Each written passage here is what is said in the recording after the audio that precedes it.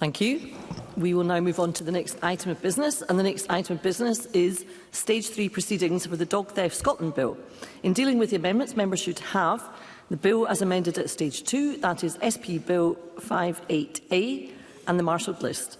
The division bell will sound and proceedings will be suspended for around 5 minutes if there is a division. The period of voting for the division will be 30 seconds. Members who wish to speak in the debate on the amendment should press the request to speak buttons or enter the letters RTS in the chat function as soon as Amendment 1 is called, and members should now refer to the marshalled list of amendments. And I call Amendment 1 in the name of Maurice Golden. Thank you, Deputy Presiding Officer. I won't detain the Parliament for too long on this amendment. At Stage 2, I lodged amendments to establish the term helper dog in the bill and defined it as a dog satisfying one of two conditions, namely that is an assistance dog as defined by the Equality Act 2010, or that it is a dog of a category prescribed by regulations. The bill, as amended at Stage 2, links those two conditions with the word "and", thereby risking an interpretation where the dog has to be both an assistance dog and a dog of a category prescribed by regulations. This was not my intent. Therefore, I am seeking to correct this minor drafting error with this Stage 3 amendment. It ensures that there is no ambiguity and that to be a helper dog, a dog must be either an assistance dog or a dog of a category prescribed by regulations. I move Amendment 1. Thank you, Mr Golden. I do not see any other members seeking to speak, so I would call the Minister, Siobhan Brown. Thank you, Presiding Officer. I can confirm that the Scottish Government supports Amendment 1 from Maurice Golden for the reasons the member has given. Thank you, Minister. And I would ask whether Mr Golden has any other comment to make by way of wind-up. Nothing further to add, thank you. Thank you, Mr Golden. The question, therefore, is that Amendment 1 be agreed to. Are we all agreed? Yes. The Parliament is agreed. That ends consideration of amendments. I would advise members, as they will be aware, the Presiding Officer is required under standing orders to decide whether or not, in her view, any provision of a bill relates to a protected subject matter. That is, whether it modifies the electoral system and franchise for Scottish parliamentary elections. In the case of this bill, in the Presiding Officer's view, no provision of the Dog Theft Scotland Bill relates to a protected subject matter. Therefore, the bill does not require a supermajority to be passed at Stage 3. The next item of business is a debate on motion 20167 in the name of Maurice Golden on the Dog Theft Scotland Bill at Stage 3. I would invite those members who wish to speak in the debate to please press the request to speak buttons, and I call on Maurice Golden, the member in charge, to speak to and to move the motion. Up to 6 minutes, please. Thank you, Deputy Presiding Officer. I'm very grateful to all of those who have assisted with the Dog Theft Scotland Bill to the point in which Parliament will vote at decision time tonight. However, as a former business manager, I won't be counting my chickens, or indeed chihuahuas. Had to get that in until the moment the Presiding Officer announces the result of the vote. Firstly, I would like to thank my team as well as everyone in the legislation team from the Scottish Parliament, including Neil and Edzie, who are in the chamber today. I am particularly grateful as well to the Rural Affairs and Island Committee, expertly convened by my colleague Finlay Carson, MSP, for its excellent scrutiny. The committee's Stage 1 report contained a number of recommendations which resulted in Stage 2 amendments to refine the bill. The committee scrutiny resulted in an improved bill and one which will hopefully soon become the Dog Theft Scotland Act 2026. So thank you again to the committee.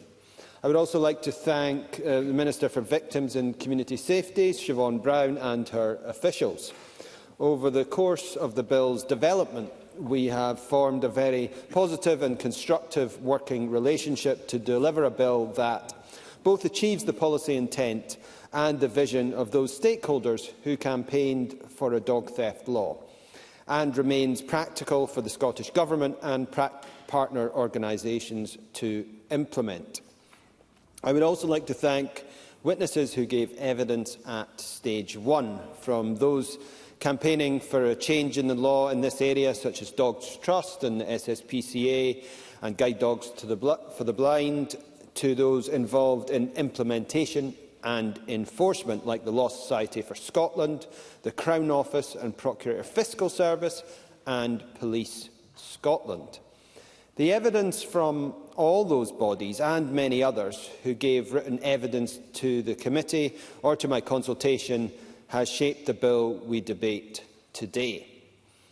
There has been much consideration and scrutiny of this bill, whether in my consultation, in committee and on the floor of this chamber at stage 1, or back in committee at stage 2. However, I would like to update the chamber on some of the changes that have been made to my bill since the Parliament agreed to the general principles at stage 1. Members of the Rural Affairs and Islands Committee will be very familiar with this, but others may not. Firstly, the aggravation in the bill for the theft of an assistance dog is now an aggravation for the theft of a helper dog. This still includes assistance dogs, but gives the Scottish Government the flexibility to extend this to include other categories of dogs by regulations. This could include working dogs, which was a recommendation of the Lead Committee at stage 1. It could also include working gun dogs, should the Government choose to add them, and I know this was a concern raised by my colleague Rachel Hamilton at stage 2. Secondly, after discussing with the Minister and following recommendations at stage 1 by the Lead Committee, I removed what was section 3 of the bill, victim impact statements. During the passage of the bill, the law on victim impact statements more generally was changed to provide for those statements in solemn cases. I was persuaded by the argument that creating a unique situation for victim impact statements in summary cases through my bill would have been disproportionate. I therefore lodged an amendment at stage 2 to remove section 3, which was agreed to. Following discussions with the Minister, I removed the requirement for the Act to be reviewed and made changes to the reporting mechanisms, creating a one-off reporting mechanism after 3 years, rather than this being an annual requirement. Doing this ensures, on one hand, that the Act does not place overly onerous duties on those who will be required to implement the provisions of the Act, but on the other provides collection of good data and reporting mechanisms with consequential scrutiny. I think the amendment struck the appropriate balance in this regard. As regards reviewing the legislation itself, this is something which this Parliament could do at a future date. As I have previously said, I consider the post-legislative scrutiny is vitally important, and this Parliament can do it regardless of it being on the face of an Act.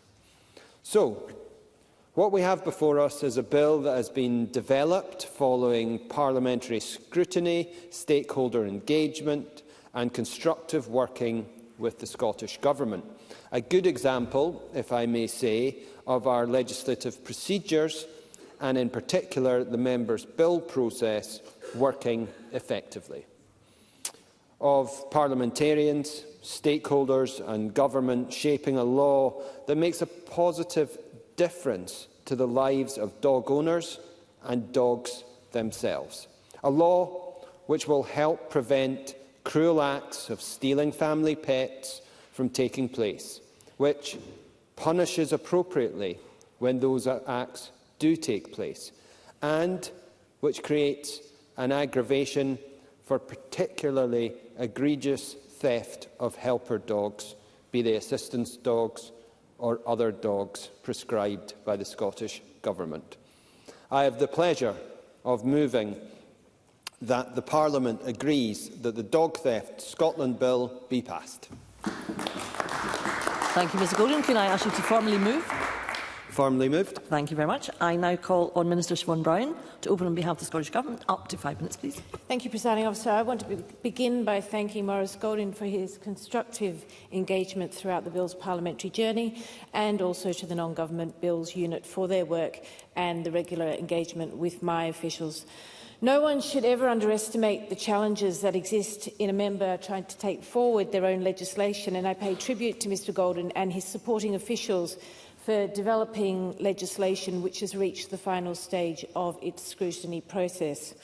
I'd also like to thank the Rural Affairs and Islands Committee for their Stage 1 report and recommendations, and for the committee's further consideration of the bill at Stage 2. I must also express my thanks to all the stakeholders who offered their views on the bill provisions in evidence and in writing to help inform policy discussion on the bill. Presiding Officer, as a dog owner and a dog lover, I recognise the emotional benefits that they bring to our lives. Dogs can lift our mood, provide companionship, and they are treated as members of the family, and therefore to lose a much-loved dog and to lose it to theft is horrendous. Dog theft causes distress and can have a profound and devastating impact on victims. Research and study by the University of the West of England, Bristol, tells us that the emotional turmoil experienced by dog owners after their pet has been stolen can lead to owners feeling a sense of grief, and owing to the closeness of the human-animal bond, it can feel like a devastating loss, with owners experiencing anxiety, sadness, sorrow and despair. And we have heard from many members during the Stage 1 debate who spoke passionately about the positive impacts dogs can have on our lives and the importance of the role dogs can play within a family setting by bringing happiness, companionship and a sense of purpose. And there are mental and physical benefits of having a pet. There is widespread understanding across the chamber that recognises the impact and emotional turmoil faced by owners who have had their dogs stolen, and the very concerning consequences for the health and the welfare and the well-being of the dogs that have been stolen. The amendments passed by the committee at Stage 2 have addressed concerns raised through the committee's Stage 1 report and have improved and strengthened the legislation. Should Parliament pass the bill this afternoon, there is of course more work to do during the implementation stage of the legislation. For example, the Stage 2 amendments to Section 2 of the bill from Maurice Golding allowed for regulations made by the Scottish Government to be capable of prescribing a category of dog within the description of a helper dog. And this is wider than simply assistance, for example, and it can be a working dog and it can be also a support dog. So this improved future flexibility within the bill does not affect the aggravations operation in relation to the assistance dog as defined in the Equality Act 2010, which remained unchanged. So I have commissioned the Scottish Government's Responsible Dog Ownership Expert Advisory Group to provide the Scottish Government with advice as to what type of dogs they consider could be added to the aggravation offence at Section 2 of the bill, and importantly, how to define them. And the particular focus will be on working dogs and support dogs. Those working on the definition will take into account the views that were expressed at Stage 1 debate and also at Stage 2, and of course they will be listening today to Stage 3 to ensure that all points are raised and carefully considered. We recognise that dogs are sentient beings, they have emotional connection and impact on their owners, and I wanted to share with members a quote from Henry Wheeler Shaw, an American humorist, lecturer and author who is accredited with the famous dog's quote. "A dog is the only thing on earth that loves you more than he loves himself." And I think that quote aligns very well with the overarching policy aims of the bill that recognise it is not the monetary value of a stolen pet that matters most to an owner, nor is it the breed, the pedigree of the stolen dog. It's the loss of a member of your family. Presiding Officer, in conclusion, by passing the bill today, Parliament can help to raise awareness and shine light on the heartbreak caused by the theft of a dog, and the Scottish Government will be supporting this bill at Stage 3 today. Thank you. Thank you, Minister. I now call on Tim Eagle to open on behalf of the Scottish Conservatives. Up to 4 minutes, please. Well, thank you, Presiding Officer. I don't intend to speak for very long today, but I want to begin by thanking Maurice Golden, MSP. His dedication in bringing forward this member's bill and steering it through Parliament has been tireless. His commitment reflects not only his care for animal welfare, but his understanding of the deep bond between people and their dogs. Because I think he is right. For many Scots, dogs are more than pets. They are companions in times of isolation, loyal partners on long walks, and for people living alone or with health challenges, they are a daily source of emotional support and well-being. Now, research from animal welfare organisations emphasises that dogs can significantly reduce loneliness and improve mental health. Losing a dog to theft is not like losing an object. It is like losing a valued and loving family member, as the Cabinet Secretary has just pointed out. That is why groups such as the Dogs Trust, the Scottish SPCA and other welfare charities have supported stronger recognition of dog theft as a standalone offence. They have highlighted the immense emotional impact on owners and the trauma experienced when a dog is taken. The bill, as we know now, will create a specific statutory offence of dog theft with appropriate aggravations where an assistance or helper dog is taken, ensuring offences are treated with the seriousness that I believe they deserve. So whether you are a dog owner or not, I urge all members to support this bill today so that Scotland can send that clear message. We value the welfare of our dogs and the deep, irreplaceable bond that they share with their owners. Thank you. Thank you, Mr Eagle. I now call on Rhoda Grant to open on behalf of Scottish Labour. Up to 4 minutes, please.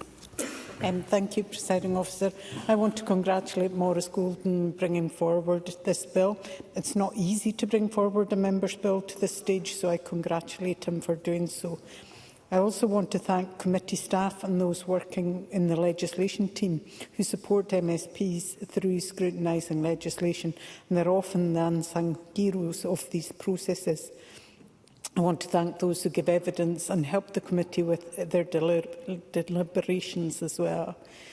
This bill changes dog theft from being a common law offence to a specific offence in its own right, and on the face of it, that appears to change nothing. It is still an offence to steal a dog. However, the bill does raise awareness of dog theft. The common law treats a dog as a possession, like a thing rather than a sentient being. The law as it stands does not recognise the distress caused to the dog and only recognises the distress of the owner in as far as they have lost a possession. It does not recognise the relationship between people and their pets, that pets are more like family members than possessions, and the bill seeks to highlight that relationship. It also includes an aggravated offence of theft of a helper dog and allows the Scottish Government to, by regulation, add to that definition. The committee had discussions about police dogs, sheepdogs and the like, highly trained dogs that have a value due to that training in itself. Obviously, guide dogs are already included in the bill's definition of a helper dog. The bill also means that dog theft data will be reported, and this is something that doesn't happen currently, so it was difficult to ascertain how prevalent the offence actually is. We suspect it is significant, but will not know that until data becomes available. We've all heard of cases where dogs have been stolen, and this is especially the case for sought-after breeds that are valuable and can be sold to order. And this appeared to be more the case during COVID, when dogs were very much in demand as people spent more time at home. We'll need to see if that continues, but without historic data that we can depend on, it will be difficult to follow trends. Arguably, the greatest benefit of the bill will be dependent on the awareness raising being carried out, so it acts as a deterrent to would-be criminals. This awareness raising could also highlight the impact of dog theft on the animal and its owner, while also reminding people that it's a serious crime and will lead to a criminal conviction. While supporting the bill, we note that there are a number of members' bills on dogs and their welfare in this session of the Parliament. It's also clear that there's a lack of government action on the issue of dogs and their welfare, and we need these pieces of legislation brought together under new legislation that protects dogs and their owners. We know dog smuggling goes on. Members' legislation has tried to deal with unscrupulous breeders. And again, here we are with legislation around dog theft. We need legislation that is not piecemeal, that follows through all these issues of criminality around dogs, their breeding, their sale, care and welfare. That, Presiding Officer, looks like it will be a job for a new government in the next Parliament, and I hope they deal with this because it's an issue that's incredibly important to our constituents. Thank you, Ms Grant. And I call on Ariane Burgess to open on behalf of the Scottish Greens. Up to 4 minutes, please. Thank you. Presiding Officer, I'm grateful to Maurice Golden and his supporting officials for the work he's put into this Members' Bill and for bringing forward legislation that responds to a very real public concern. I also want to thank the Scottish Parliament's legislation team, the Rural Affairs and Islands clerks and SPICE and everyone who participated in the discussions throughout the process of the bill. For many people, a dog isn't property in any meaningful sense. They are family. So when a dog is stolen, the impact isn't just financial. It's distressing, it's traumatic, and it can be life-changing, not just for the humans. This bill is based on the UK Pet Abduction Act 2024 and takes an important step for Scotland. It creates a clear offence with serious penalties, up to 5 years in prison, and the possibility of an unlimited fine. And that matters because dog theft is not a harmless, opportunistic crime. And during the pandemic, as the price of dogs rose sharply, the available evidence suggests dog theft increased too, with concerns that organised crime has been involved in some cases. The data is imperfect, but it is sobering. And what is also striking is how low the success rate is for victims. Research has highlighted that in the vast majority of cases, no one is charged, and in over half of the cases, no suspect is even identified. If we want to deter this crime and support victims, we need laws that reflect the real harm done and a system that can deliver justice. I particularly welcome Section 2, which makes the theft of an assistant dog an aggravated offence. For someone who relies on an assistance dog, this is not simply losing a companion.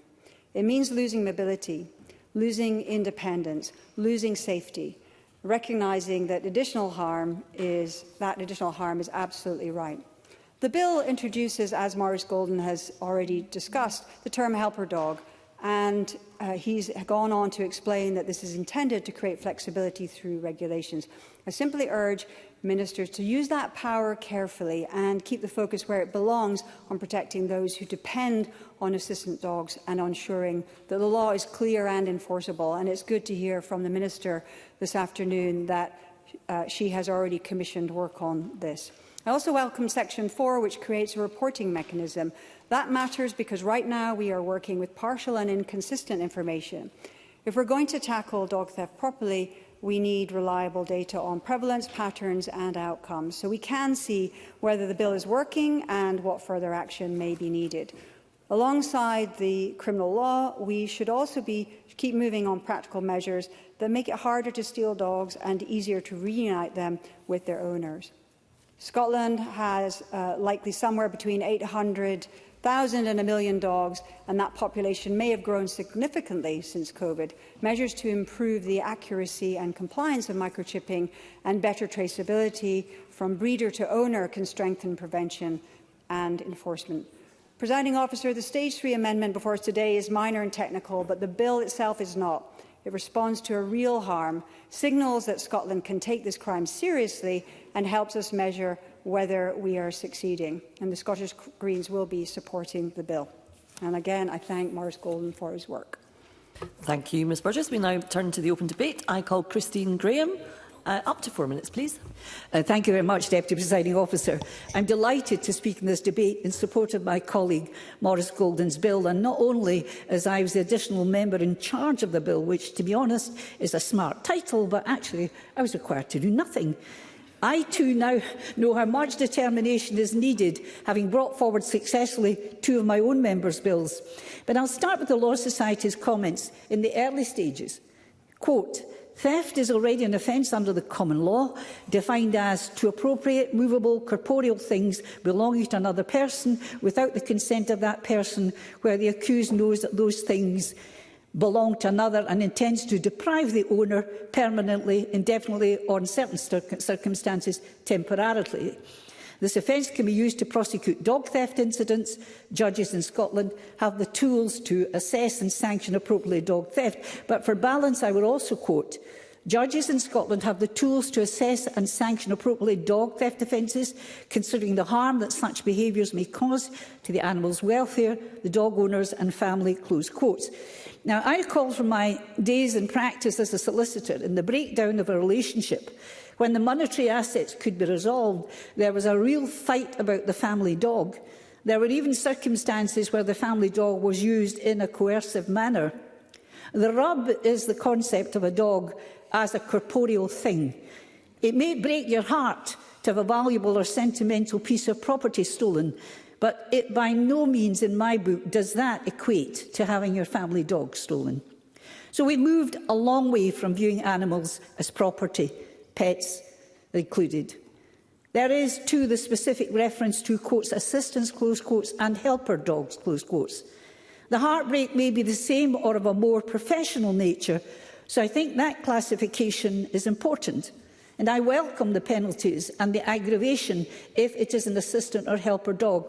For example, helping children and adults in their daily life. Also, they can be used to detect drug smuggling, explosive, and on the plus side, possibly alerting to cancer being present in an individual. So aggravation of the crime in these circumstances is very welcome, and that's by no means an extensive list. Additionally, I appreciate that the possibility of recording this as a specific crime may offer challenges, but it's not insurmountable, and I'll leave it at that. So I'll conclude with a few words about my late dog, very late, 40 years ago, Roosty, my delightful, kindly Irish setter, who let the cat sleep on top of her for her body warmth, not to give her his. My sons, now fathers, themselves used her as a pillow for comfort as well as fun. She dragged us out for walks in the pouring rains, and we felt the better for it. She was never, ever property, a corporeal thing, and her impact on my life you can measure by the fact she is keen in my memories 40 years on. She taught my sons how to behave and respect her, just as she taught me how to be a good and responsible owner. So the reciprocated love and affection of a dog is invaluable. And if I may add, I'm going to parachute something in. This is not the time to buy a dog or puppy over the festive season, and when you do, only from a reputable source. Back to script. I also agree that a consolidation bill on all laws relating to dogs would be a good idea in the next session. And on that note, I again congratulate Maurice Golden, and as a postscript, Maurice Golden, I know, is not standing again, and for me, the member will be a great loss to this place. Thank you. Thank you, Ms Graham. We now move to closing speeches. I call on Ariane Burgess to close on behalf of the Scottish Greens. Up to 4 minutes, please. Thank you. As we close this debate, I want to return to the human impact. When a dog is stolen, it's not just a theft. It is a family member taken, routine shattered, and owners left with the awful uncertainty of not knowing where their animal is or whether it's safe. So again, I want to thank Maurice Golden for pursuing this member's bill and for listening to stakeholders as it has progressed. This legislation also sits within a wider pattern this session, members bringing forward practical reforms to improve dog and pet welfare. And we've seen that with Christine Graham's Welfare of Dogs Bill, which strengthens responsible dog ownership by improving the information and safeguards in place for people buying a dog. But while there's been progress, more still needs to be done, and some of it now needs government time and government leadership. In particular, we need to see the Scottish Government to ensure that Mark Ruskell's Greyhounds Bill is given ample opportunity to pass before the end of this session. Greyhound racing remains a glaring omission in Scotland's animal welfare landscape. If we're serious about preventing suffering, we cannot keep leaving this gap unaddressed. Beyond that, there are clear next steps we should take. We need to ban shock collars for cats and dogs. Training and behaviour should not rely on pain and fear, and Scotland should draw a clear ethical line. We need to crack down on puppy smuggling and on poor breeding practices that put profit before wealth, so that people who are trying to buy responsibly are not misled and animals are not traded as commodities. We need tighter regulations of fireworks because we know the unnecessary suffering that they cause to pets, livestock and wildlife, and that suffering is predictable and preventable. And we need to streamline and strengthen dog legislation. Responsible authorities are currently working across multiple overlapping regimes: the Dangerous Dogs Act, the Control of Dogs Act and wider welfare law, often with different tests, thresholds and processes. And that complexity makes enforcement harder than it needs to be, and it can leave victims feeling that no one is accountable. We should ensure police and local authorities have clear guidance and the resources to enforce these rules. I believe that we should bring forward, as others have said, this framework together into a modern, breed-neutral dog control bill, one that simplifies welfare rules, makes it easier to intervene early and supports consistent, effective enforcement, focused on behaviour, responsibility and risk, not on the look of a dog. Times have changed since some of our existing laws were written. We now have thriving dog grooming, boarding and walking sectors that remain largely unregulated. Most providers are responsible, but a lack of baseline standards means not every dog gets the treatment it should, and that can lead to inadvertent harm. Finally, it's worth remembering that Scotland already has strong foundations in the Animal Health and Welfare Scotland Act 2006. It makes it an offence to cause unnecessary suffering, places a duty of care on those responsible for animals, and provides powers that can be used to regulate activities to protect welfare. We should use the powers we already have and strengthen them where needed to raise standards and prevent harm. Presiding Officer, this dog theft bill will help. It recognises the harm of this crime, provides for tougher consequences and improves our ability to measure what is happening through reporting. The Scottish Greens, as I said, will support the bill, and I hope that we will treat it not as the end of a journey, but as part of a clear programme of work to protect animals, support responsible ownership and prevent suffering across Scotland. Thank you, Ms Burgess. I now call on Richard Leonard to close on behalf of Scottish Labour. Up to 4 minutes, please. Thank you, Presiding Officer. This small but important piece of legislation is about animal rights and animal welfare, but it is also about human rights. It's about our values, our principles. It is about our very moral philosophy. As representatives of the people, we must be advocates of the people. And they are clear, the people are clear, they unequivocally want us to pass this law today. So today it is about us, and it's about our responsibility to the people. Let me start on a positive note. It is welcome that the bill now provides for a broader definition of the kind of dog theft which qualifies for an aggravated offence to a helper dog. But I regret that some other elements of the original version of the bill have been dropped completely. There should be a victim statement, even though we are talking of summary, not solemn cases. I happen to think that it is a useful component in any legal proceedings because it helps to inform sentencing decisions and brings to our legal system some welcome democratic victim voice.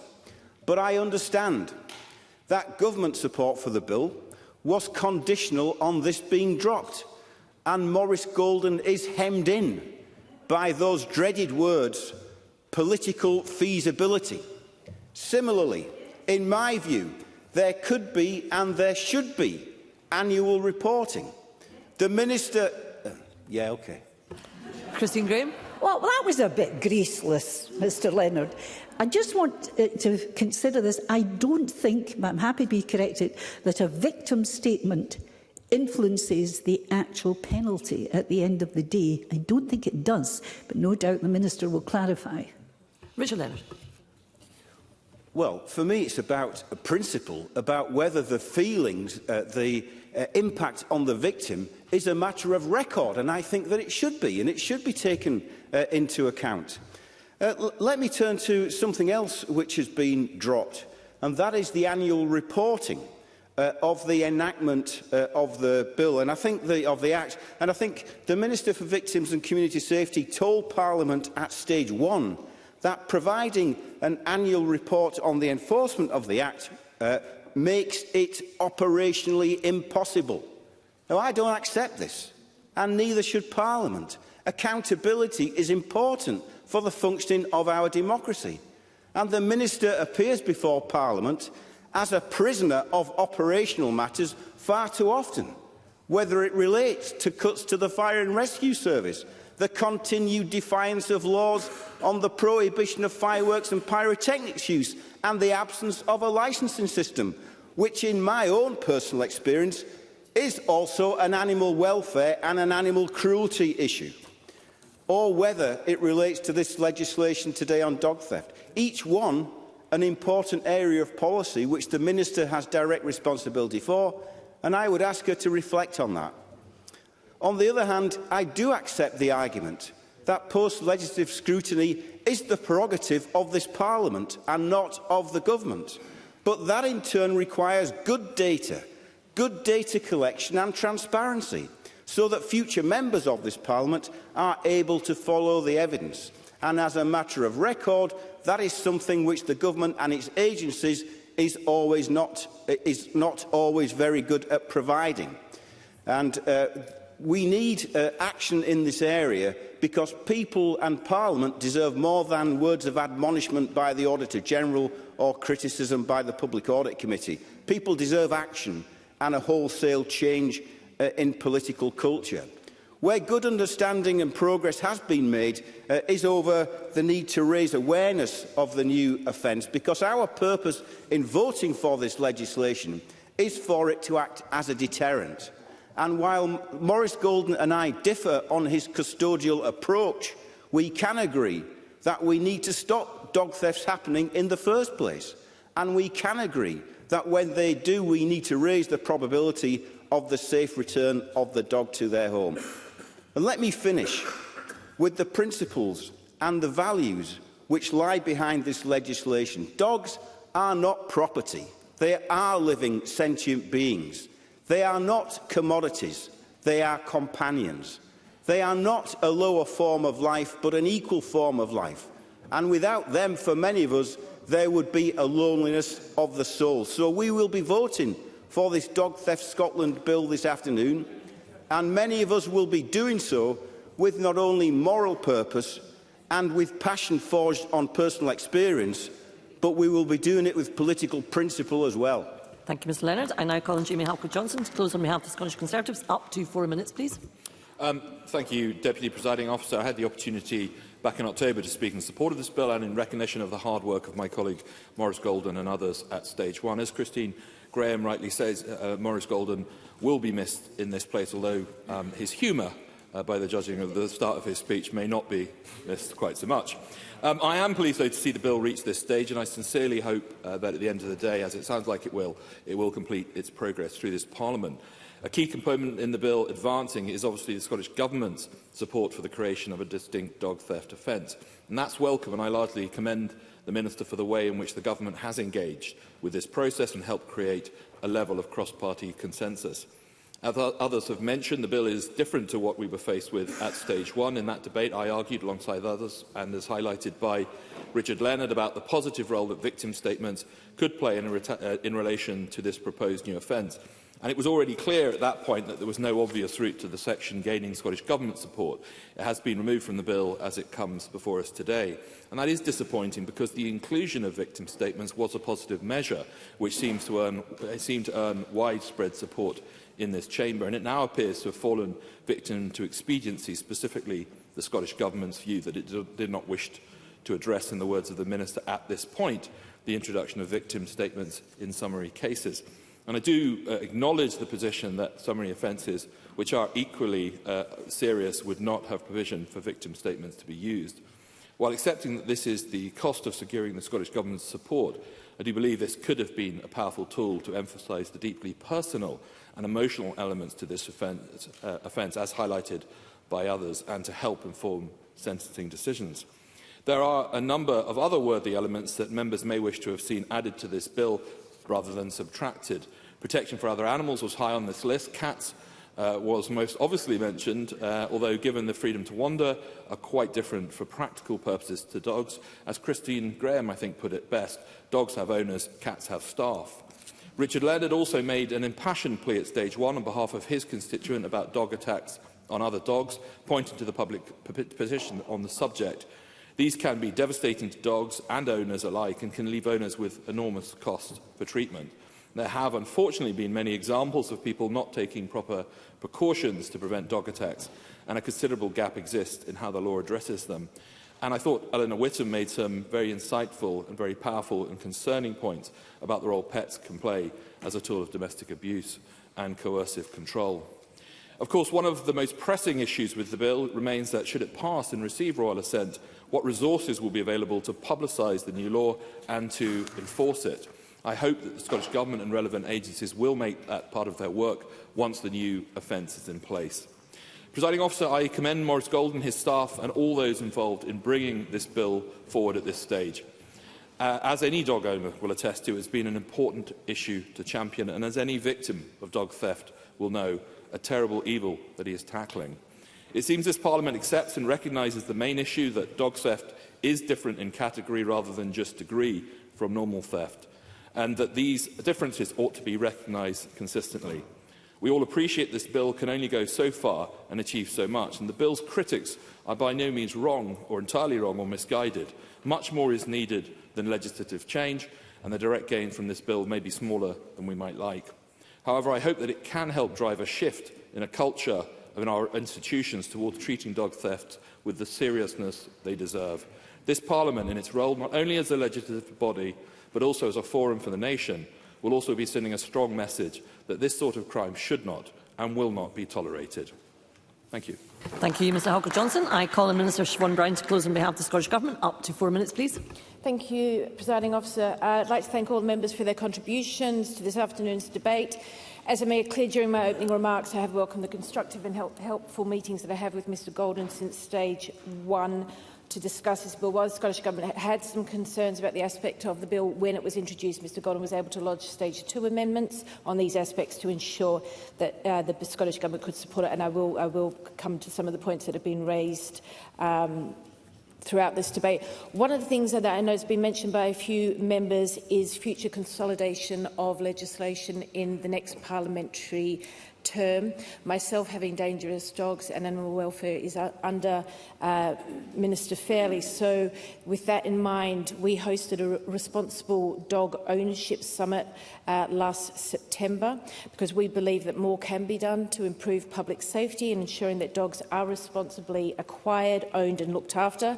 And the Scottish Government is always open to consider carefully any evidence-based suggestions to help improve safety for people. The summit was an opportunity to bring together attendees from a wide range of organisations, including Police Scotland, the local authorities, veterinary bodies, public health and third sector organisations, to consider how dog control and public safety can be improved. And my colleague Christine Graham was also in attendance.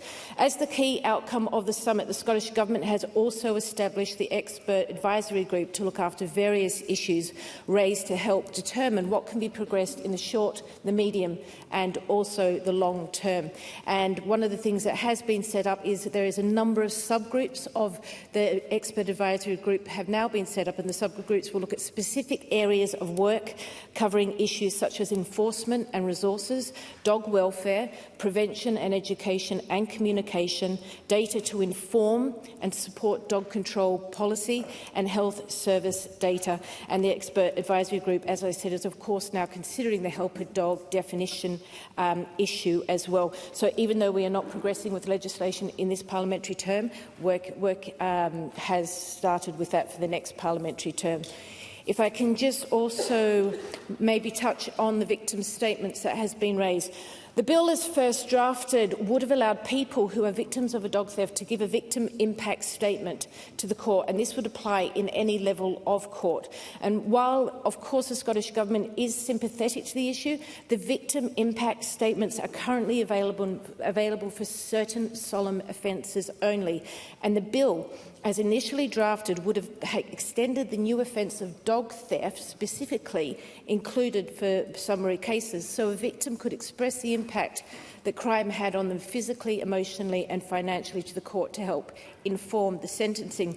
And when I met with Maurice Golden ahead of stage 1, I made it clear that Scottish Government's support for the bill requires this section to be removed, and I know that Maurice Golding did do this at stage 2. And this also reflected the committee's recommendation in the stage 1 report to remove this section of the bill, which was made in light of general concerns of the appropriateness of this approach. Can I get the time back, Presiding Officer? Briefly, Christine Graham. Can I just clarify? And I honestly don't know the answer to this. As I understand it, a victim impact statement does not do anything to the sentencing at the end of the day. I know that was taken out of this bill, but generally, is that the case, as I understand, is I think that Richard, I've forgotten his other name. Richard Leonard, beg your pardon, Mr Leonard, I'm distracted by you. That Richard Leonard seemed to be confused about that. I think the Minister's got the gist. Minister. Yes, my understanding is to help the court inform sentencing, but I could maybe get back to the member on the exact detail of that. And of course, recent amendments to the Victims, Witnesses and Justice Reform Scotland Bill that will in due course extend the use of the victim impact statements to all solemn cases. I know I'm short of time, but I do want to touch on the awareness raising for the new offence as well. The Scottish Government will work with Maurice Golding to help to publicise and raise awareness of this new dog theft offence. The Scottish Government already has links with a wide range of stakeholders with a strong interest in dog control and dog welfare policy matters. My officials meet regularly with a range of organisations who have a strong interest in the new offence and dog welfare. These organisations include Police Scotland, local authorities, veterinary bodies, the public health sector and a wide range of third sector organisations such as the SSPCA, Dogs Trust, Blue Cross and many more. And the Scottish Government will work with all stakeholders to promote and to raise awareness if the legislation is passed. Presiding Officer, I'd like to thank the members who have contributed to this afternoon's debate, and I welcome the cross-party support for the bill. And as it made very clear during the bill's progress through Parliament, dog theft is an emotive issue. The Scottish Government recognises and understands the emotional impact for owners if their dog is taken from them. In summary, Presiding Officer, I hope that by supporting the bill, this Parliament demonstrates on how seriously it takes dog theft. I congratulate Mr Golding on being able to progress his bill through all the various scrutiny processes, and I encourage all members to support the bill at decision time. Thank you, Minister. I now call Maurice Golding as the member in charge to wind up the debate. Up to 5 minutes, please. Thank you, Deputy Presiding Officer, and I'd like to thank all members who have contributed to the debate. I think it's been very useful today, and I'd like to thank everyone for their speeches and their engagement in scrutinising the bill more generally. I will touch on the speeches we have heard this afternoon. Minister Siobhan Brown, who is a dog owner and dog lover, said that dog theft has a profound and devastating impact on victims. I also look forward to the Scottish Government's expert advisory group recommendations with respect to helper dogs in due course.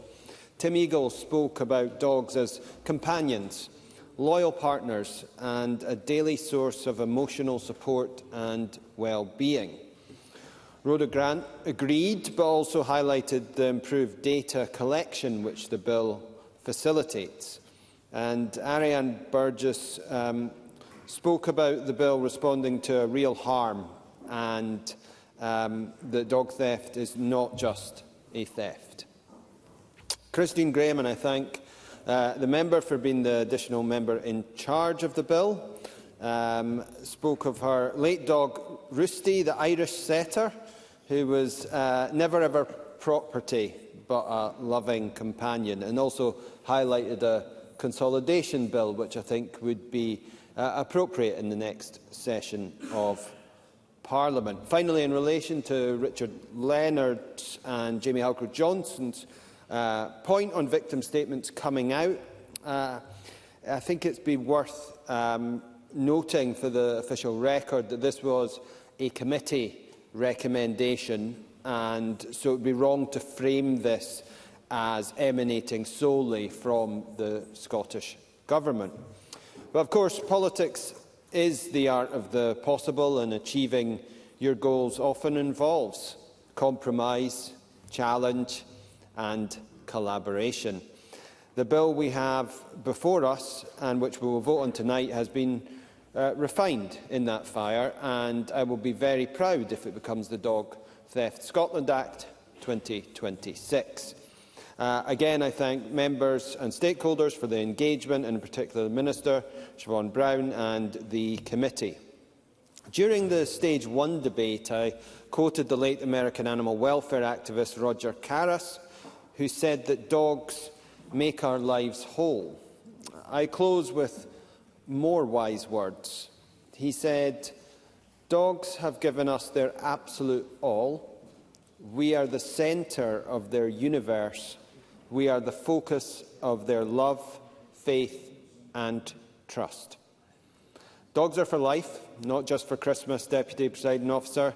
So let's repay some of that love and faith and trust this Christmas season and vote to pass the bill at decision time this evening. Thank you, Mr Golden. That concludes the debate on the Dog Theft Scotland Bill at Stage 3, and there will be a short pause before we move on to the next item of business. Thank you.